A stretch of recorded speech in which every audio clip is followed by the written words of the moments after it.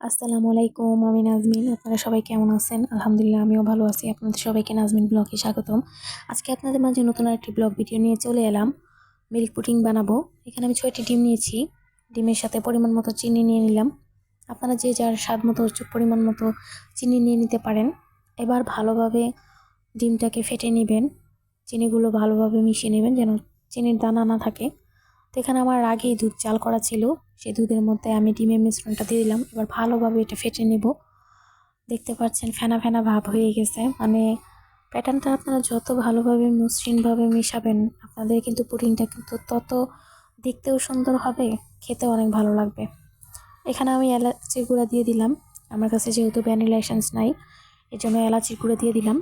এবার একটি ছাঁকনির সাহায্য এই ডিম আর দুধের মিশ্রণটা ঢেলে নেব, যাতে যে জমাট বাঁধা দুধ বা সর জাতীয় কিছু থাকলে ওটা না থাকে, নাহলে কিন্তু আপনাদের পুডিংটা সুন্দর হবে না।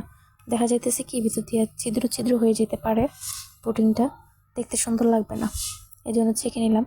তো এবার একটা স্ট্যান্ডের সাহায্য আপনারা মনে করেন গরম পানির মধ্যে ভাবের মধ্যে রেখে দিবেন, একদম মাঝামাঝি বসাই দিবেন স্ট্যান্ডটা, যাতে করে আপনাদের পুডিংয়ের জালটা সুন্দর মতো হয় আর দুধ আর যে ডিমের পুডিংটা যাতে ভালো করে জমাট বাঁধে। আর অবশ্যই ঢাকনাটা কিন্তু ভালো করে ঢেকে দিবেন, যাতে করে পুডিংটা না ফেটে যায়। দেখতে পাচ্ছেন আমার পানি বলকাইতেছে। প্রায় 20 মিনিট পরে আমি ঢাকনাটা খুলে দেখবো যে আমার পুডিংটা কতটুকু হয়েছে।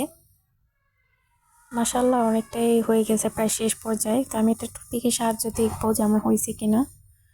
তো আমার টুথপিকটা এখনও ভেজে আসছে, মানে আমার পুডিংটা এখনও হয়নি, ওতে আরও কিছুক্ষণ সময় লাগবে। তো এবার আমি আবারও ঢেকে দেব।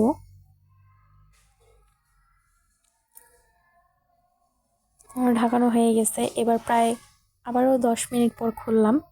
খুলে দেখি মাশাআল্লাহ আমার পুডিংটা অনেকটাই হয়ে গেছে। এবং কেমন লাগছে আপনারা অবশ্যই কমেন্টে জানাবেন। আল্লাহ হাফেজ।